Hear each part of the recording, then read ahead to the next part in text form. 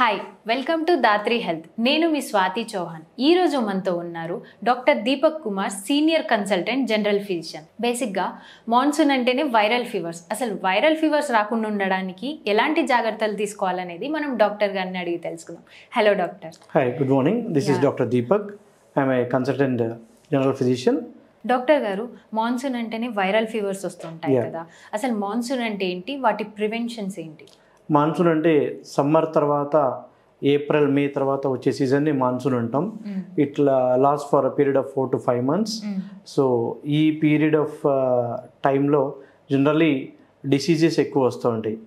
Why? Because the totally change of the climate from the hot humid climate to the wet humid climate. So there is a chance of getting more fevers in this season. Rainy సీజన్లో ఎలాంటి fevers వస్తుంటాయి, ఎలాంటి diseases వస్తుంటాయి? Yeah, good question. Generally rainy సీజన్స్లో generally viral fevers we do see most commonly, along with viral fevers like dengue, chikungunya, flu virus and all we do encounter in this type of climate. Common గా వచ్చే flu symptoms ఏంటి doctor? Cold, common cold, ముక్కు దిబ్బడ అంటాం, ఎక్కువ తుమ్ములు పట్టడము, జలుబు చేయటము, throat irritation, throat pain, and sometimes cough also వస్తుంది, associated with fever, temperature. ఇవి generally cough, cold, fever, common 3 symptoms generally many people do encounter in this season. Those are the flu symptoms. Rainy season లో చాలా ఎక్కువ మంది sick అవుతూ ఉంటారు. ఎందువలన? అది అలా అవ్వకుండా ఉండడానికి ఎలాంటి జాగ్రత్తలు తీసుకోవాలి? రైనీ సీజన్ లో అగైన్ మీ ఇందాక మాట్లాడుకున్నట్టు హాట్ టెంపరేచర్ నుంచి ఒకటేసారి కోల్డ్ టెంపరేచర్ రావటం, and because of that hot humid temperature నుంచి వెట్ హ్యూమిడ్ టెంపరేచర్కి రావటం. తర్వాత దిస్ కోల్డ్ క్లైమేట్ ఏమైతుందంటే this gives rise to more growth of the and survival of the germs. This is the best weather for the germs, and the contamination in this season is more because when the rain comes, water ద్వారా వచ్చే contamination చాలా త్వరగా వ్యాప్తి చెందుతుంది. So that is the reasons why again the viral fevers also spread out through the mosquitoes. And taking into consideration in our India this a poor sanitation barrier. So sanitation కూడా మన hygiene sanitation we should maintain properly. With that low level of sanitization and again the diseases are more. Seasonal diseases preventive measures ఏంటి doctor గారు? Generally, if you take seasonal diseases, viral fevers, if you take chikungunya, flu, those things comes with the symptoms like fever, cough and cold.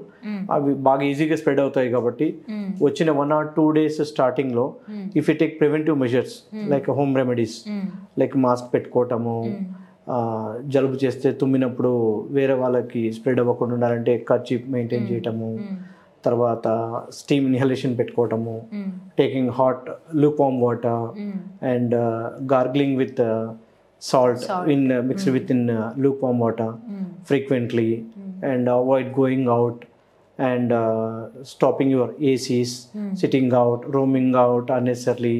If you take those measures, generally సగానికి సగం diseases spread అవ్వటం అవుతుంది. Those are the preventive measures at home. In general, everybody should know. Viral fever అంటే typhoid, dengue, malaria ఇలాంటివి వస్తూ ఉంటాయి కదా, అసలు ఇవి రాకుండా ఉండడానికి ఎలాంటి జాగ్రత్తలు తీసుకోవాలి? నివారణ చర్యలు అతి ముఖ్యం. ఇందాక మాట్లాడుకున్నట్టు శానిటైజేషన్, నీళ్ళ ద్వారా వచ్చే డిసీజెస్ టైఫాయిడ్, హెపటైటిస్, జాండీస్ అవి. సో నీళ్ళ ద్వారా వచ్చేటివి కాబట్టి రైనీ సీజన్లో ఇంట్లో వాడే వస్తువులు కానీ కిచెన్ యుటెన్సిల్స్ కానీ ఫ్రూట్స్ అండ్ వెజిటేబుల్స్ బాగా వాష్ చేయటం, లేదా వేడి నీళ్ళల్లో వాష్ చేయటము, ప్లేట్స్, స్పూన్స్ అండ్ ఆల్. పిల్లలు జనరలీ ఆడుకొని వస్తారు, వెంటనే అలాగే తినేస్తారు. So that is the where you are getting the diseases. They won't wash hands. We should make them to wash hands properly, thoroughly, at least for a period of 30 seconds to 1 minute, to avoid waterborne diseases like cholera, typhoid, hepatitis and jaundice. And mosquito borne infections ఎక్కువ ఈ rainy సీజన్లో, because ఈ water ఎక్కువ అయ్యేసరికి రెయిన్లో water logging అని ఉంటుంది, ఇంటి చుట్టుపక్కల పరిసరాల్లో వాటర్ స్టాగ్నేషన్ ఉంటుంది, టైర్స్ ట్యూబ్స్లలో ఏదో గిన్నె పాత వస్తువులు బకెట్స్ ఇట్లా ఉంటాయి, వాటర్ క్లాగ్ అట్లా ఉండడం వల్ల దోమలు గుడ్లు పెట్టడము. సో దాని ద్వారా డిసీజెస్ మస్కిటోస్ ఎక్కువ అవ్వటం, మస్కిటోస్ కుట్టడం వల్ల మళ్ళీ malaria, dengue, chikungunya type of diseases ఎక్కువ.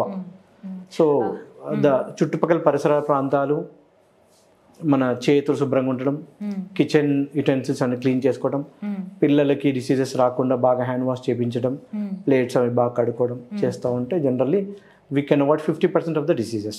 డాక్టర్ గారు జాండీస్ అన్నారు కదా, అసలు జాండీస్ అంటే ఏంటి, అది దేని వల్ల వస్తుంది, దాన్ని ఎలా కంట్రోల్ చేయాలి? జాండీస్ అంటే generally because of the elevation of the liver enzymes, bilirubin levels, yellowish of ice అంటాం, అంటే పసరీకలు అంటాం తెలుగులో. కళ్ళు ఎల్లోగా రావటం, పసుపచ్చగా రావటం, చేతులు ఎల్లోగా రావటం, ఆకలి మందగించటం, కడుపు ఉబ్బరంగా ఉండటం, అసలు తినాలనిపించకపోవటం, దాని ద్వారా కొంతమందికి 2-3 days తర్వాత ఫీవర్ రావటం, అది జాండీస్ లక్షణాలు.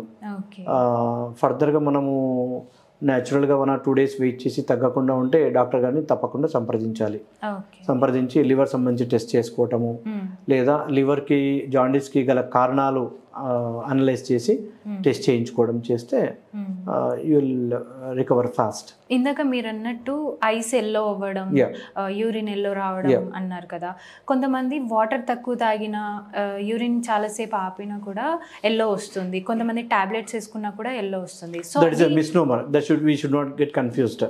యూరిన్ ఎల్లోగా రావడం సహజం. థిక్ ఎల్లో రావడం అంటే వాటర్ తక్కువ తీసుకోవటము, డిహైడ్రేషన్, సమ్మర్స్లో వాటర్ బాగా తీసుకున్నా కూడా that amount of quantity of water what you are taking is not enough. So that is the reason like you may get that thick yellowish urine. That is అది పసరికల కింద చేసుకోకూడదు. Skin, eyes discoloration వస్తే generally we jaundice అంటాం. Urine లో వచ్చే దాన్ని బట్టి చూసి we can't name it as jaundice exactly. If jaundice వచ్చాక ఎలాంటి ఫుడ్ తినాలి, ఎలాంటి ఫుడ్ అవాయిడ్ చేయాలి? ప్రిఫరబ్లీ జాండీస్ వచ్చినప్పుడు vegetarian food is preferable because it is easily digestible and thoroughly cooked, thoroughly washed and cooked. And water also should be boiled at the temperature, or you can use filter water also. And avoiding that non-vegetarian food like chicken, mutton, and spicy, oily, deep fried food. Those things are not digested easily. So you should avoid those things, and eating outside food like that you should avoid. Monsoons డిసీజెస్లో malaria, typhoid, dengue వస్తాయంటారు కదా. Once dengue వచ్చాక చాలామందికి blood platelets తగ్గిపోతూ ఉంటాయి, తగ్గిపోయాక fever తగ్గిపోతుంది, కానీ చాలామంది వీక్గానే ఉంటారు. అది త్వరగా క్యూర్ అవ్వడానికి ఎలాంటి జాగ్రత్తలు తీసుకోవాలి? అన్ని డిసీజెస్లో బ్లడ్ ప్లేట్లెట్స్ తగ్గవు, కొన్ని డిసీజెస్లో మాత్రమే తగ్గుతాయి. Like malaria or dengue or some other viral డిసీజెస్లో ప్లేట్లెట్స్ ఒకటే కాదు, WBC అంటే తెల్ల రక్త కణాలు ప్లస్ ప్లేట్లెట్స్ కణాలు రెండు తగ్గొచ్చు, ఏదో ఒకటైనా తగ్గొచ్చు. This is all because of the disease process. All viral fevers వచ్చిన వాళ్ళకి, మలేరియా ఫీవర్స్ వచ్చిన వాళ్ళందరికీ తగ్గవు, కొద్ది మందికి మాత్రం తగ్గుతాయి. తగ్గిన వాళ్ళకి మేము డైలీ చెక్ చేస్తూ ఉంటాము. ప్లేట్లెట్స్ తగ్గి WBC కూడా తగ్గింది అంటే మేము we suggest them to take good food, good nutrition food like plenty of water. They should be hydrated well. We give IV fluids, good IV fluids, antioxidants like vitamin C and multivitamins. And we suggest them to take rest. And frequent monitoring of the blood, CBP, like complete blood picture and chestam. Dantlo we can know. So how far it is increasing trend or decreasing trend. Generally platelets taggina, WBC taggina, it takes 4 to 5 days for them to recover from the illness. Nothing to worry, but you should be cautious and you should be under observation with the doctor. Once the platelets కానీ WBC కానీ తగ్గాయి అంటే ఖచ్చితంగా doctor పర్యవేక్షణలో ఉండి treatment తీసుకుంటేనే life save అవుతుంది. చాలా మంది నెగ్లెక్ట్ చేస్తారు. ప్లేట్లెట్స్ తగ్గంగానే బొప్పాయి రసము, బొప్పాయి ఆకు రసము, ఇంట్లో హోమ్ రెమెడీస్, వాటర్ తీసుకుని రెస్ట్ తీసుకుని తగ్గుతుందని కాదు. అవి నిజంగా వర్క్ అవుతాయా? బొప్పాయి రసం ఇట్స్ ఆల్ మిస్నోమర్. చాలా మంది అట్లా తీసుకొని నయం అవ్వక సీరియస్గా అయ్యి ఎన్నో దారి తీస్తూ ఉంటాయి. Not suggestible. We don't even suggest also. Taking rest and advice by the doctor, taking some fluids, IV fluids, and simple if there is any high fever, some antivirals or antibiotics if you take, you will get cured. కొంతమంది fever రాగానే ఏముందిలే తగ్గిపోతుందిలే డోలో ఇస్తే తగ్గిపోతుంది అనుకుంటారు. That's correct in one way. In that, with that dolo and rest, you can wait for 1 or 2 days, not beyond 2 days. If your symptoms like fever or body pains or weakness coming down within 1 or 2 days, you can wait. Okay. Though with your home remedies and paracetamol, the symptoms are increasing. The fever is not responding and weakness is not improving. Chala sick avutunnadu, padipothunadu, legaleకపోతున్నాడు. Then that is the point where that is the time where you should consult a doctor. Okay. Otherwise you will get sick more. Yeah. Doctor ఫీవర్లో ఉన్నప్పుడు blood platelets తగ్గిపోతున్నాయని ఎలా తెలుసుకోవాలి? చాలా మంది fever కదా తగ్గిపోతుంది. That's what ఫీవర్లో again ఇందాక discuss చేసినట్టు 1 or 2 days వరకు వెయిట్ చేయొచ్చు. స్టార్టింగ్ నుంచి వీక్నెస్ చాలా ఎక్కువ ఉందంటే డే 1 కన్సల్ట్ అవ్వాలి. బేరబుల్ వీక్నెస్ ఉంది, పర్లేదు, ఓకే, మేనేజబుల్ అంటే you can wait at home. Unbearable weakness, చేత కావట్లేదు, లేయట్లేదు, కూర్చోవట్లేదు, తినట్లేదు, తాగట్లేదు, so that is the if it is day 1 also you should consult a doctor. If he goes to doctor, if he test anything, if everything is normal, he can go home again with the suggested treatment. Fever టైంలో ఎలాంటి foods తీసుకుంటే మంచిది? Good hygienic food, plenty of water, cooked food, especially homemade, good fruits, which is rich in vitamin C, like pineapple, orange, acts like immune boosters. Okay. Yeah.